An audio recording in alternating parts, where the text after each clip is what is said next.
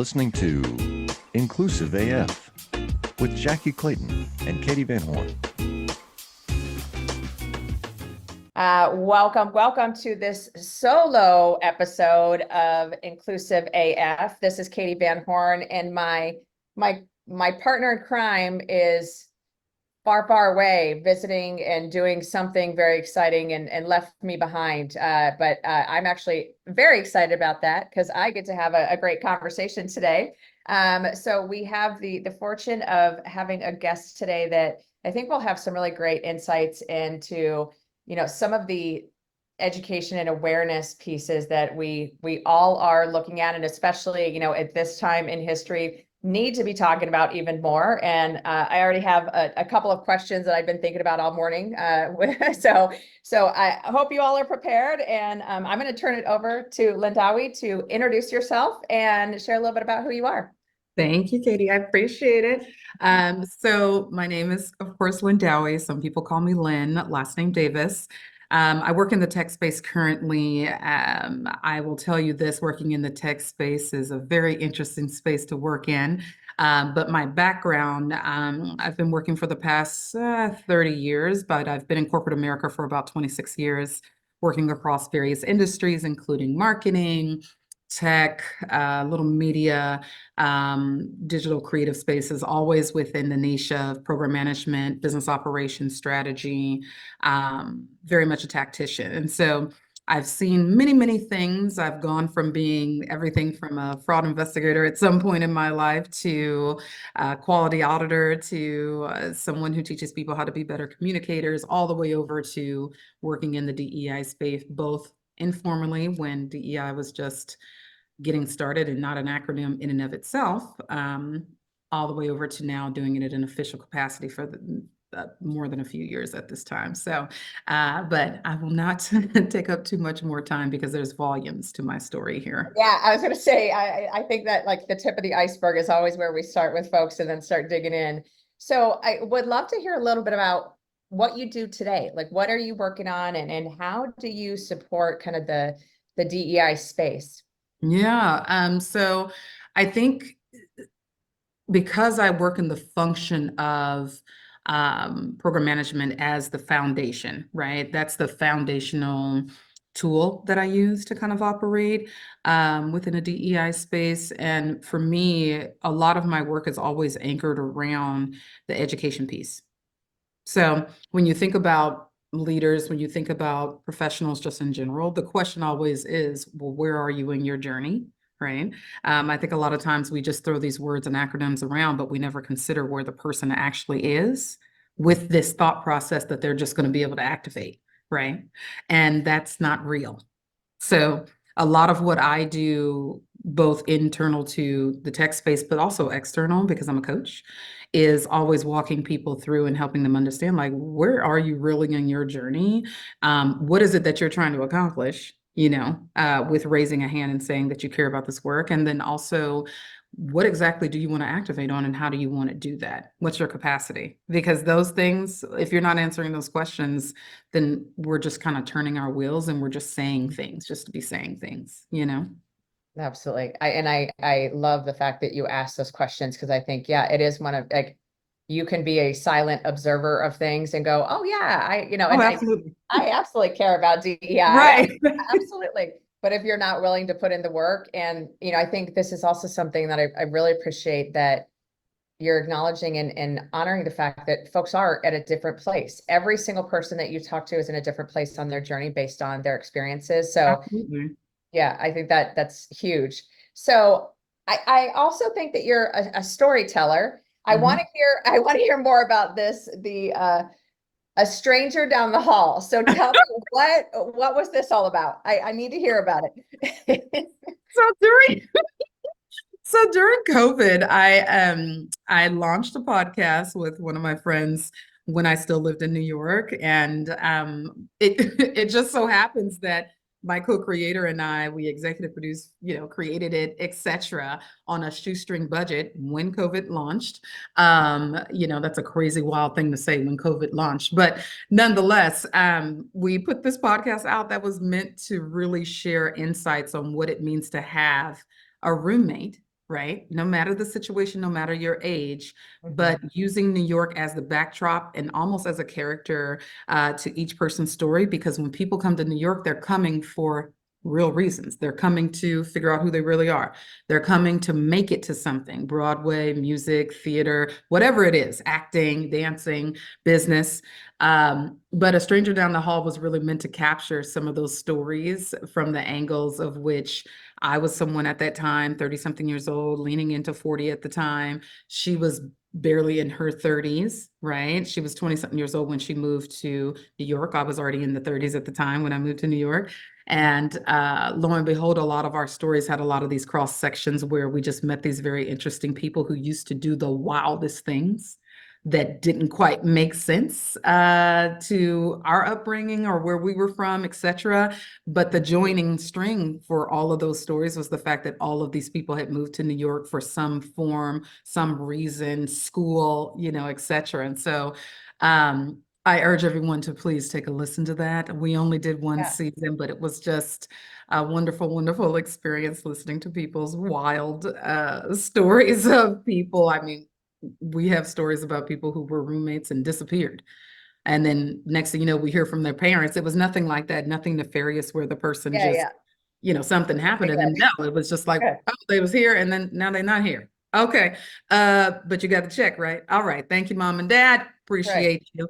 Or like stories of people leaving cheese on countertops and wondering why there are creatures running around the apartment. Yeah. So to call it A Stranger Down the Hall, we meant that. Like, Yeah. oh, we got a roommate, but we don't know who the hell this person is. Yeah. So, I think I lived with the person that left the cheese on the counter in Arizona. So oh yeah, I no, can totally relate to that. you cannot leave cheese or dairy nowhere on any counter, and especially not in Arizona. Okay. No, yeah, no, Sidewalk. absolutely not. Yeah, for sure, for sure. So tell me, and I like that you're characterizing New York as its own kind of persona and its Oh yeah. own story for sure. So tell me, what is your wildest stranger down the hall or your wildest New York story? Ooh wee. I would say I'm trying to think here. I think one of the things that, and this is something so small, and maybe no one would even think twice about this, but Uh-huh. for me, I feel like if you have to share a bathroom with someone, right? Oof. Oh man. Mm. My mom was very much a stickler about, you get up, you clean on certain days of the week, you put your stuff away, you make your bed up, all that stuff. So I grew up with that kind of mindset. Mhm. Once you're in the shower, you rinse the shower down and you're done with it. Yeah. Yeah, no. I had an experience where I would walk into the bathroom and it felt like Chewbacca had been in there. And I said, maybe Chewbacca's live here. Maybe the Wookiees live here, and I'm not aware. But the the hair would sometimes look like it was going to get me, Yeah. in the bathroom, in the shower, on the soap. I don't know what it is about hair on soap, but I'm just saying these No. are these are Mm-mm. small pet peeves that, again, I know may not seem big, but in your mind in the moment when you didn't come from living with a roommate before having a roommate, right? Remember, I was in the 30s. I wasn't in the Mhm. 20s. I had Yep. already bypassed all the roommate stuff earlier. I was a true grown-up who had been working for 15 years at that time. Yeah. And I was starting my life over. So yeah, that's a wild story. Wild.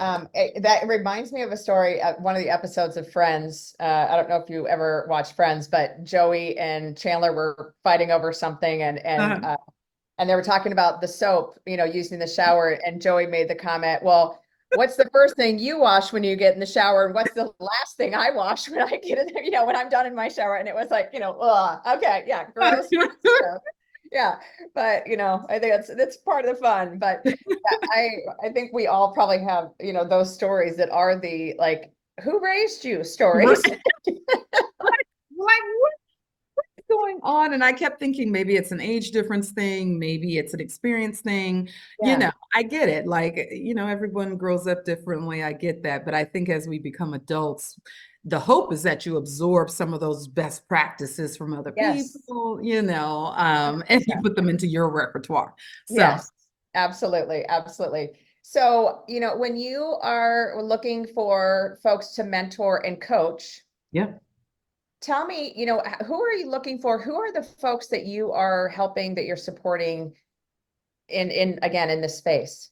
Yeah, I think a lot of times I often get people that are probably within that first 5 years, first 10 years. And then, in my day to day, I may have, a VP or a director, both externally and internally. But as far as like my regular people, these are people who are just trying to figure out how to get their footing together, right? In the workspace, because if you haven't been in the workspace for a long time, you may not have a navigation system just yet. And as you get older and the more experience you have, especially in corporate America, which is a training ground for people, you start to understand how you need to move, because how I need to move, Katie, is very different than how you need to move, right? I'm a Yes. dark-skinned Black woman, with this voice, this nose, these eyes. I know people can't see, but go look it up, for the most part. And so for me, I typically have that base of people that are seeking out that assistance, and really looking to have someone who's already done it to a certain extent, whether, it could be a number of things. It could be, how do I stand up for myself? It could be, I saw something happen the other day. I didn't really like it, but I didn't say anything.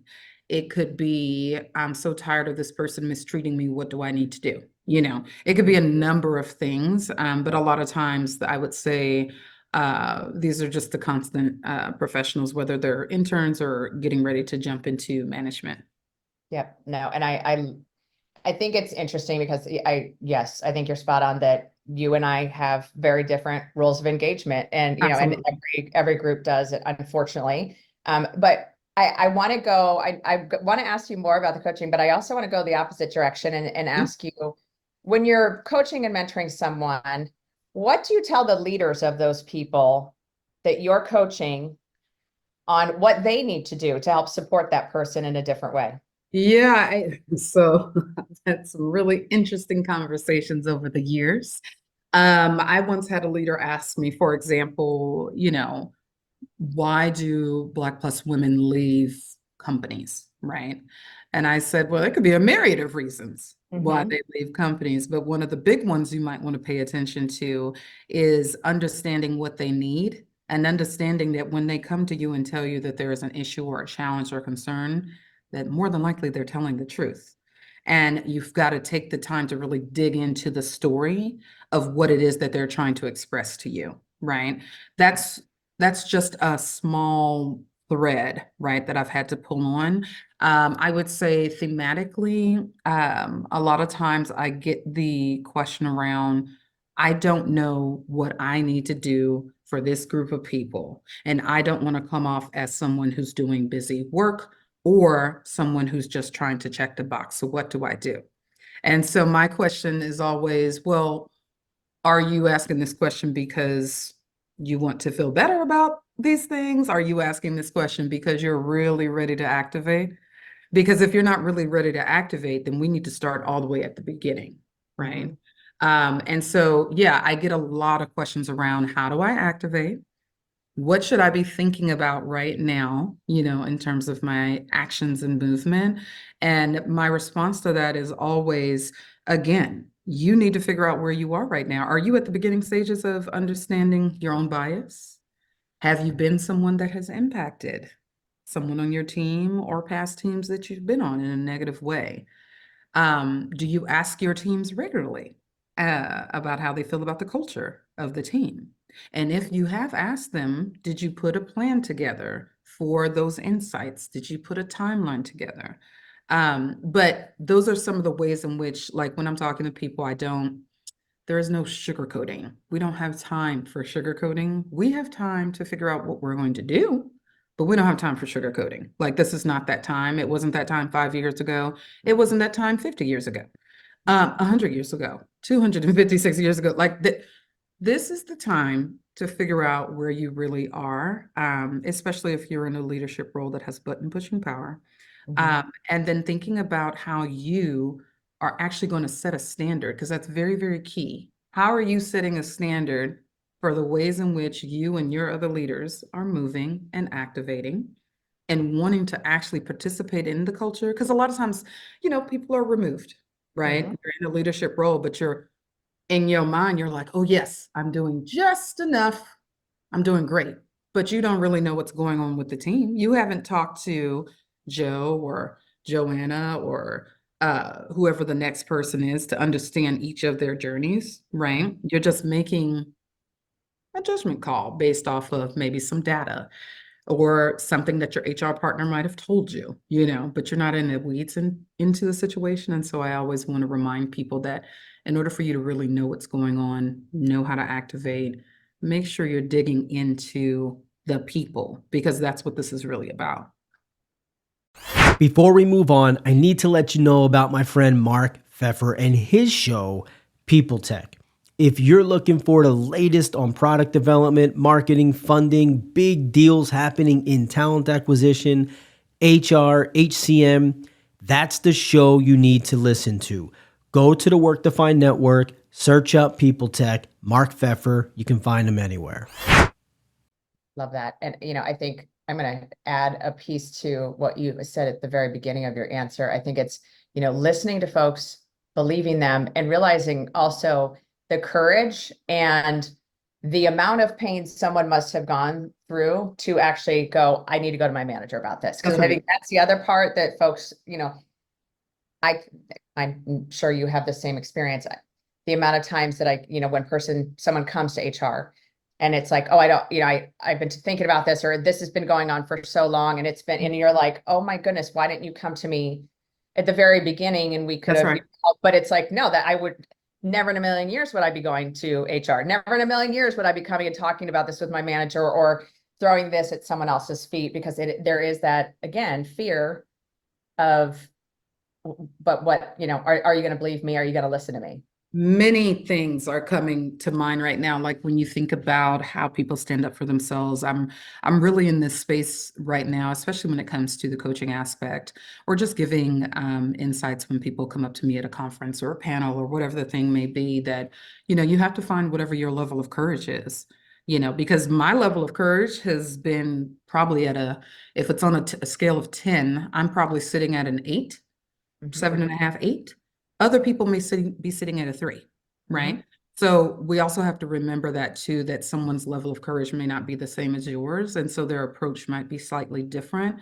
But the hope is that when you do decide to speak up for yourself, or even just share what it is that you need, that it's truth, right? Because that's very, very key. Courage can be nothing else without the truth. It's got to be the truth. And so with that being said, it is hard for a lot of people to kind of step themselves up into that space, because even they may not know they have it. That's the other part that I've recognized too when I'm talking to people. They may not know that they have this thing inside of them that's serving as their protector, but also their guide, Absolutely.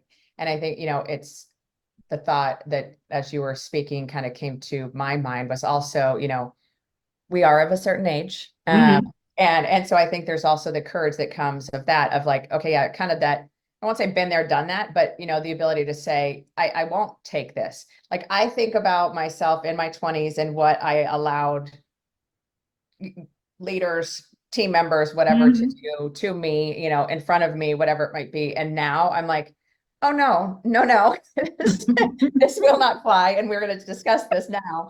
So I think that's part of it too. Yeah, I think the 20s was, gosh, man, I've always had a bullseye on my back somehow, some way, because I just couldn't stand this idea of someone making a fool of a person. That is probably one of my biggest pet peeves, when, people come after other people who may be the quote unquote more vulnerable person, or maybe the person that just keeps their head down.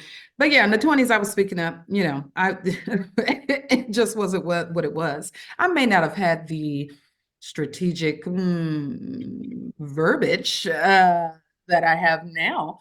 But I could tell you right now, like we don't have time to be playing games. And we're all living the life that we're trying to live for ourselves right now, in the future, etc. And so the more time people are taking up trying to take from you or harm you or stop you from elevating and growing, it's like we got to move all that out the way. We got to move it out the way, you know? From a coach, kind of mentor perspective, what are the challenges? And, I know the answer to this question. I'm going to ask the question anyhow, though. What are the challenges that your clients are facing right now? And I mean, right now in July 2024, knowing that we have a presidential election coming up, and we have a Supreme Court that hates women, hates anyone that isn't a white male. Yeah. What are you working on with folks? What's coming up for your clients right now? Yeah, so matter of fact, I was just at a conference a few weeks ago, and I had some folks come to my coaching session because I was asked to be one of the coaches for this conference. And thematically, one of the things was, how do I show up, right? How do I show up to ensure that I can be myself? That's one. How do I show up to be myself and not feel like I'm giving away too much information? There's a trust factor here. We are in a time right now that at any point, what you say could somehow amalgamate itself into something that has nothing to do with who you really are as a person, right? And so that is a lot of people's fears, that they can't even just be personable, that they only can come to work and just do the job and then not say anything and then just go home. And I'm trying to let folks know, no, because now what you're doing is isolating yourself. Isolation, I don't think, is ever good for a person. Yes, we all need our time to ourselves. Go to an island, go to a beach, go to a retreat, but not every moment of every single day. That is not, I don't think, healthy, right? Right. And so that is one of the biggest things that I have spoken to people about, where it's like, how much of myself should I share? Because ultimately it could be used against me, right? The second thing is, what am I going to do about the job that I'm in, right? So across all industries, we've seen layoffs, we've seen quiet quitting, we've seen a myriad of things happen over the last 3 years, 2 to 3 years. And so, we've seen the rise of remote work, even though that's the weirdest thing to say, because 20 years ago I was remote working. Story for another day. So, with that being said, a lot of people are thinking about, and at least the folks I've talked to and spoken to in sessions or just in passing, that they're trying to figure out, should I stay in this job or do I jump and do the thing that I really want to do? And so it's almost like this, we're in a time of, what's the word I'm looking for, where you're kind of standing still. I'll call it the standing still moment. Like, a lot of people are in that, okay, I'm just gonna stand still and take the bird in the bush I'm take the bird in the hand and not the one in the bush, because I don't know what's out there. So I'm just gonna stay here. Right. And so my mindset is, when I hear that kind of thing, is, okay, well, if you stay at the position that you're in right now, how does that support the future state of you? Right? And if you think it supports the future state of you, then stay put and create a plan for yourself, because day one of any job, you should always have an exit strategy, no matter what. Not exit strategy when you get to 5-year mark or 2-year mark. No, your exit strategy should be ready to go the day that you're hired at a job. So between those are probably the two main things I get. Should I jump, to another space? Do I stay where I'm going to stay? And then, how personable do I need to be in jobs right now? Do I share what I think? Do I wear what I want to wear? What about my hair? It's everything across the spectrum of things, right? Oh, I work in the DEI space, but I don't know if I should say that all the time, et cetera, et cetera. Yeah, I was recently on a panel with 3 other women. They're a CMO from a tech company, my interim CRO, and another woman that works for one of the industry groups that I'm a part of. And so we were on this panel, and beforehand we did our prep call, of course. Yeah. And one of the women said, oh, I'd have to go to the board meeting, and it's black suit, have to be the buttoned up. and I have to show up that way. And, the guys can show up in jeans and a blazer or golf shirt or whatever, but I have to take it, that kind of next step up. Mhm. And so we all kind of made a decision together. We're gonna wear our, brightest, loudest. I wrote Yes. I wrote a vote, like Ruth sent you shirt. Like it was one of those like we actually can show up as ourselves. I Absolutely. think that is a scary thing for folks, and and I think it does impact everyone because it is, especially for Black and brown women. Mhm. It's the proving yourself over and over and over again in every single room, every single day, all day long. Absolutely. And so I think I think people don't understand that or understand like why that, like, well, why do they have to do that? Mhm. Talk a little bit about that and kind of talk about, your thoughts on kind of Yeah. why that is and what that does to folks. Yeah, I think with feeling like you have to show up a certain way, over the years, we've always heard these arguments about, oh, you can't wear your hair a certain way, you can't wear your earrings a certain size, et cetera, et cetera. And your makeup should look a certain way. Your skirt has to be at this length or that length, et cetera, et cetera, et cetera. But it's a lazy man's argument on the outside because it keeps that lazy man argument person able to categorize people. Okay. So, if I'm if I come to work and I don't speak with this good talk, as I've been told, it'll be easy for someone to categorize me and put me into a box of being a stereotypical Black woman. And they lift that stereotype by adding more adjectives to that box because I am dark skinned, because I have this nose, because I'm not the traditional look of what someone would accept as pretty, et cetera, et cetera, et cetera. Now, I know what's true about me and about amazing Black and brown women across the spectrum, no matter what shade they are. But in real life, I'm just giving you the example of how people kind of build this narrative, right, of what somebody is, which is why we, as Black and brown women and women in general, feel like we have to show up ever so sleek, ready to talk in the conversation in the meeting, got to be overly prepared and ready to go. You've got to be prepared for the meeting and you've got to be prepared for the naysayers. So that's just double work and double energy already, right? Then Yes. on top of that, you got to be prepared for the person in the meeting who is going to try to steal your idea. Okay, so that's the third thing you got to be prepared for. And now you have to also worry about how you look when you walk into the room, because heavens forbid you walk into the room with a great, amazing vintage t-shirt and a pair of jeans and a cute sandal, right? But with this good talk and 3 degrees behind me, who cares about that, right? Like people will try to play in your face Right. many times over as a direct result of those categories and boxes and adjectives that they like to add amongst the stereotypes and biases that they've built up in their own minds, right, per the environments that they come from, or just not having culture under their belt, not having lived experience, etc. But having to come into the rooms, to answer your question, in this hyper vigilant way is really about safety. What we are seeking on a regular basis is to be safe in every aspect of our life. If we walk into the boardroom, we need to feel safe. How do we do that? We arm ourselves with the things that I was just talking about. I'm prepared. I know what I'm talking about. I'm experienced. I look great. I feel great, etc. But I want us to start to get into a space where it's like, I don't need to adhere to someone else's rule of thumb of looking a certain way. And some people may say that's a fairy tale land, but for me, I wear my big earrings.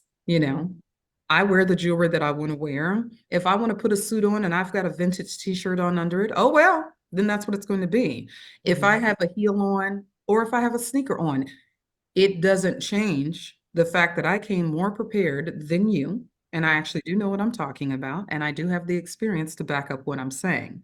Um, so, but this comes back to, again, how do we feel safe in rooms per the jobs that we've been assigned and earned, mind you, let's put that on there, and ensure that we have space to live in that space and to actually take up space.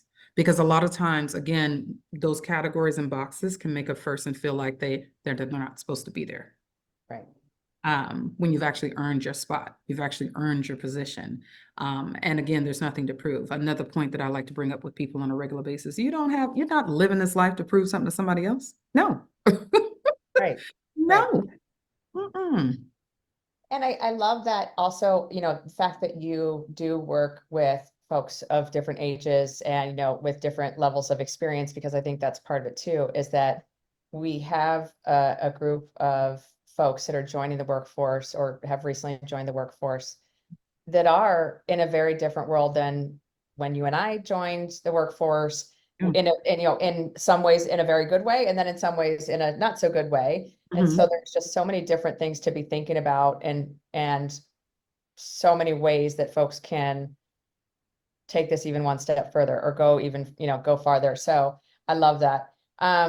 So I would love to, when you're thinking about your coaching clients, what are some of the tools or what are some of the resources that you find are really helpful? Obviously, not giving away any of your proprietary information, but what are some things that, if folks want to start looking at the way that you coach, what are some things that you offer and what are some things that folks can use today to kind of get themselves started?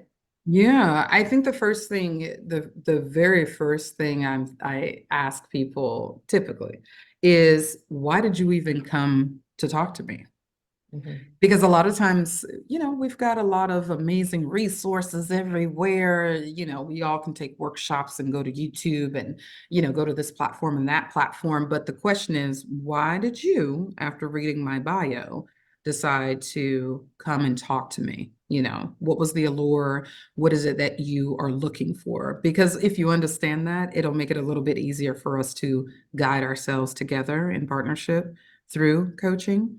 That's the first thing. The second thing is that when I get the answer to that, it makes it a little bit easier for me to really insightfully, in an authentic way, give a response that is organic to the person so that they understand that I'm in the moment with them right now. Like, I didn't have time to think about this 60 days before because you just signed up. So now that we're having this conversation, you can see me now thinking and chewing on the things that you just told me.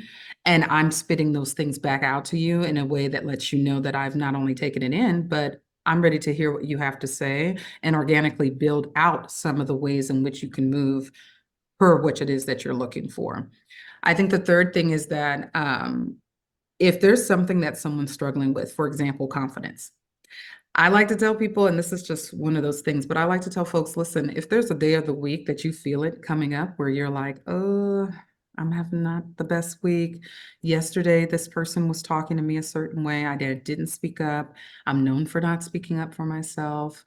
And I just keep everything to myself. I let people know whatever that thing is that's coming to you on a regular basis, you need to treat that thing like a person and you put them right on the bench. We all think about the movie Inside Out, right? We have all these amazing emotions and thoughts and things like that are running around. Sometimes they collide, We're at one moment we're over here with a little wine, the next moment we're over here laughing, But think about that thing, treat it like a person. And if you don't need it at that time, you can move that person right on over to the side because it's not serving you. And then the second part about that is, if, for example, you have experienced that on a regular basis, let's just say you're someone who, questions yourself and on a weekly basis at your job, then I want you to take one day out of the week and put it away. So Wednesdays is, we'll call it, I don't question myself Wednesdays. You get up in the morning time, you put the outfit on you want to put on. You don't double check. Nope. You put the outfit on, you walk out the door because you're feeling good. You get into work, the meetings start. You have to deal with that one person because there's always one person at your job who's on your last nerve, okay? Where you're just kind of, okay, this person's got my eyebrow up already. But, Confident Wednesdays. You can't tell me nothing. I showed up.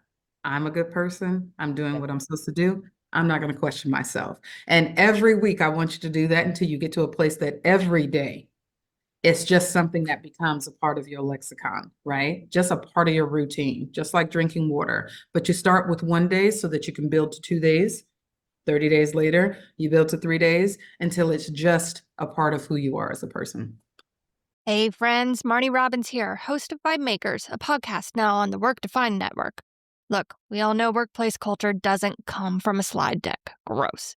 It comes from people. So on Vibe Makers, I talk to the folks shaping the experience of work from the inside out. You know, the HR and people ops folk, founders, leaders, and misfits building culture through small bets, big beliefs, and a whole lot of trial and error. No fluff. Well, maybe a little fluff, but mainly just candid talk about what happens when you stop duct taping your culture together. Come check us out. Listen to Vibe Makers wherever you get your podcasts. I love that. Yeah, I think the idea of, kind of you said taking in what folks are saying, processing that, and meeting them where they are, Mhm. and with what they have brought to the table. You mentioned earlier, like where they are in their journey.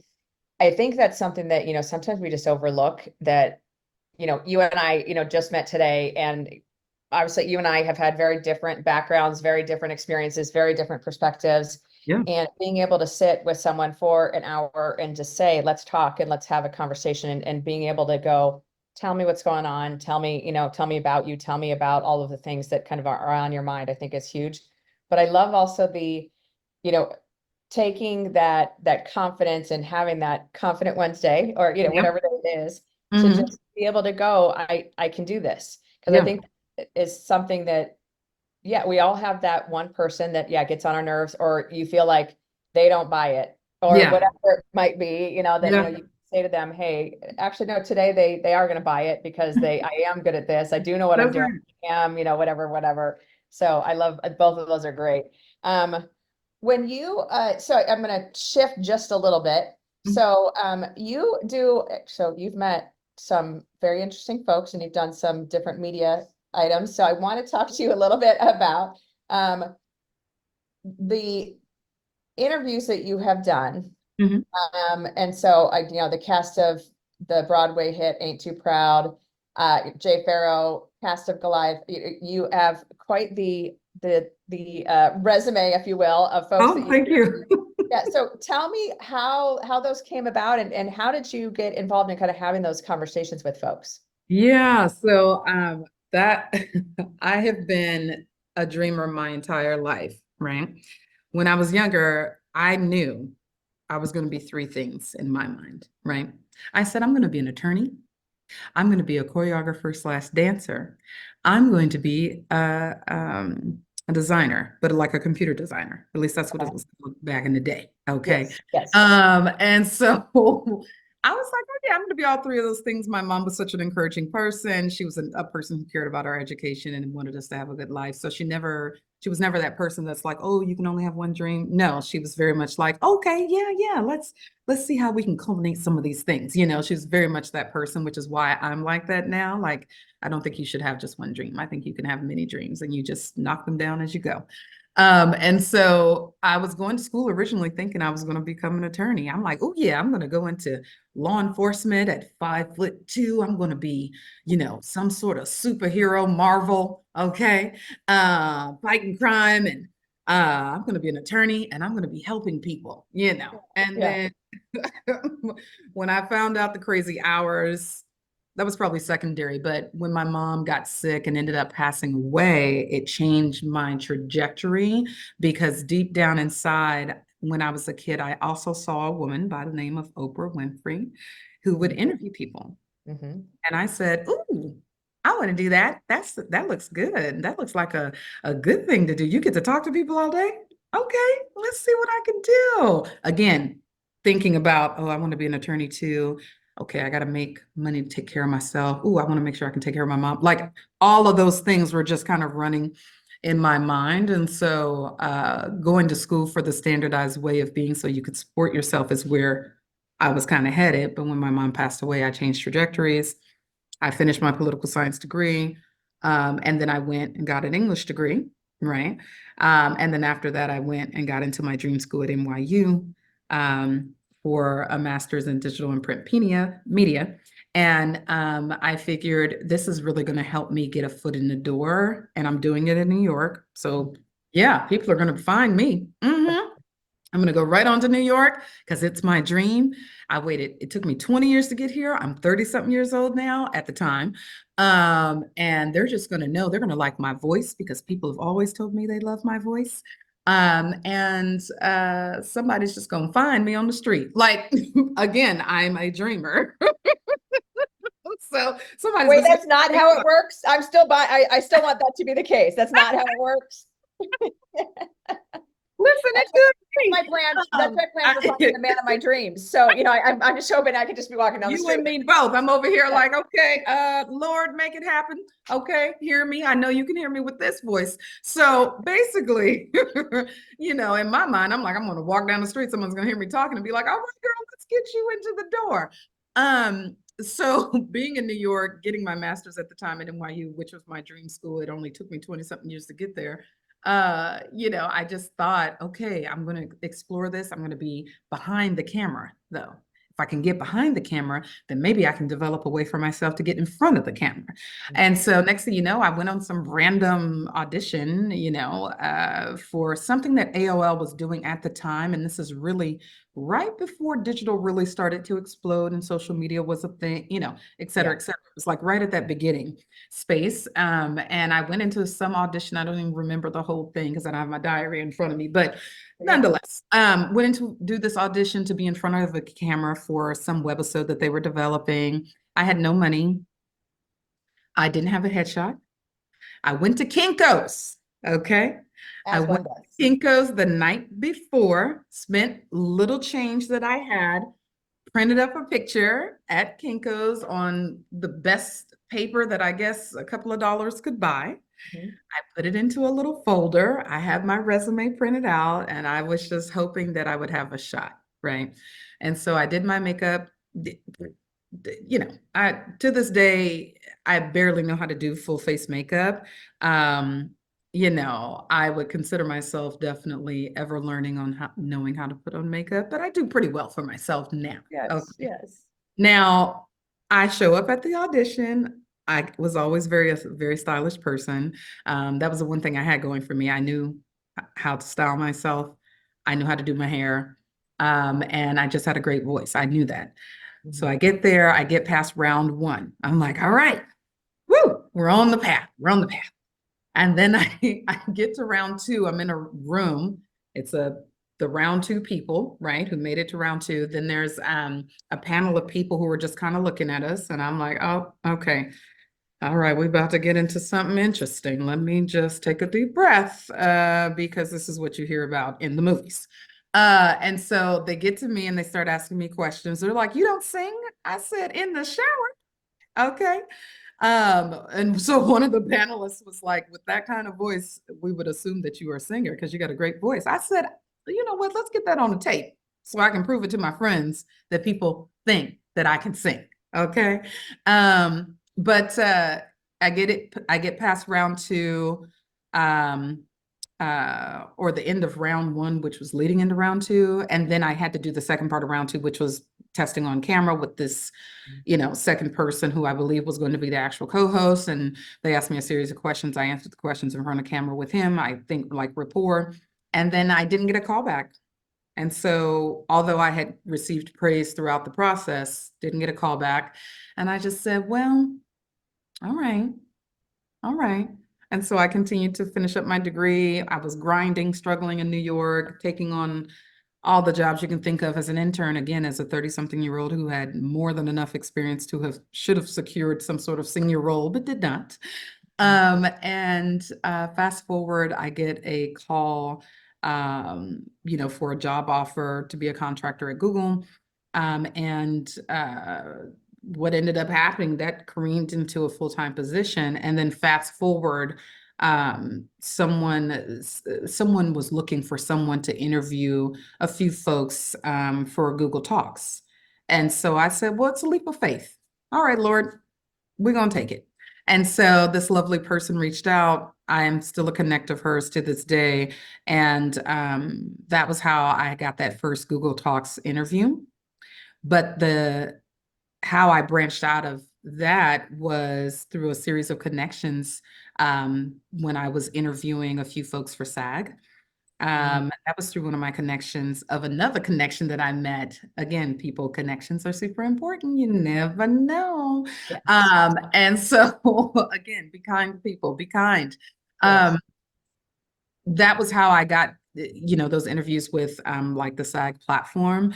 The Billy Bob and the Cast of Goliath, that was a that was a wild thing that just popped up. And, they were looking for someone to moderate the conversation. I had already had the relationship with the person that was kind of overseeing, the platform. And I just said, yeah, put my name in out there. And if they accept, they accept, And so, of course, they accepted. And I just remember that day, I was not having the best day working. I think sometimes God sends you signs, right? Whatever you believe in, God, the universe, spirituality, whatever it is that is your thing that you believe in, it's like you always receive these messages if you're really listening and paying attention. And so I, ended up getting the moderating job. Typically, when I moderate or interview people, I'm very relaxed. And it's because I know I'm in my element. Let me throw that gem out there for everybody. When you know that when you're doing what you're supposed to be doing, it feels very normal, feels very calming. You're not nervous about it, right? You just love it and you just go and do it. And so for me, I'm never nervous about meeting people, and I meet him. He's everything that you would think he would be, and then some. He's very calm, right? Very calm, very kind. We just had a brief conversation in the green room, and then we get on stage and I interviewing him, and I can't remember which season of the cast I was interviewing. I want to say it was season 2, but I'll have to go back and look. But nonetheless, great show if you haven't seen it. Everyone on the cast was super gracious, super kind, and down to the producer telling me, he's like, you might need to get a different job because this is your thing. Like, you know how to interview people. And Yeah. so when we walked off the stage, of course, people are like, hey, Billy, hey, whoever the cast member, blah, blah, blah. So I'm just kind of walking back to the green room. He's walking back with me and he's like, you're really good at this. And it was just like a really wonderful compliment to have received from this gentleman who has been acting for a very long time. And I just kept thinking, like, that changed my whole day because I was having not the best day. I knew I was going to do a good job with this because this thing I care so much about. I care about talking to people and getting their story out. But that's kind of how some of these opportunities have come. They've come through connection, but they've also come from people kind of seeing, my interviewing style. I've been told that my style is very much that people feel like I'll just say it like this. A friend of mine said, when I watch you interview, it's like you're on a date. I said, what? She goes, that's how you get these people to open up. I said, okay. Yeah. Okay.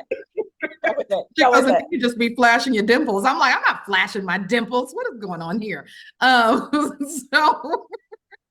Hey, you got to use your assets. Whatever, you got to use what you have and bring folks along on the journey. that is it. So I was Yes. like, let me flash them some more and see if we can get some different guests and figure out some additional projects. But yeah, when I do this, when I interview, when I moderate, it's just my thing. And because I care so much about people owning their story, that's the biggest thing for me. It's like, whatever your story is, I don't want to be able to tell the story better than you.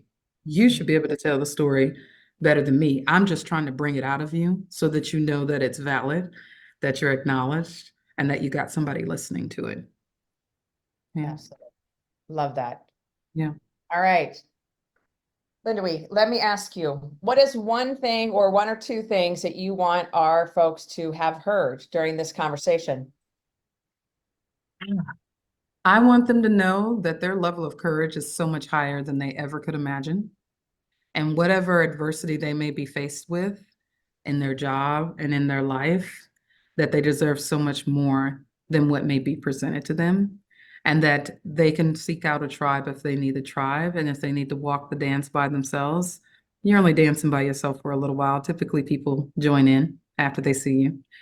That's the first thing. The second thing is that you deserve to be happy. And your level of happiness is not what someone else says it is. It's what you say it is. And so if you're the dreamer, then be the dreamer. If you are the person that needs to be the strategist so that you can dream, be that. If you are the person at the job that speaks up because no one else does, be that. But whatever it is, just be authentic to you. Awesome. I think, that you've given a ton of gems during this conversation. I think, the courage part is one that I think, has kind of come through this entire time we've been speaking. But I also, I love the idea of, what you just said of you'll know when you're in the right space because it'll feel right. It'll feel comfortable. It'll feel like this is what you're supposed to be doing. So I love that. So thank you. Thank you for joining me. And again, we missed out on Jackie today, but we'll definitely get her for the next time we all check in and have a conversation. Oh, So, yes, for sure. So thank you all for listening. This is Katie Van Horn from the Inclusive AF podcast. Bye.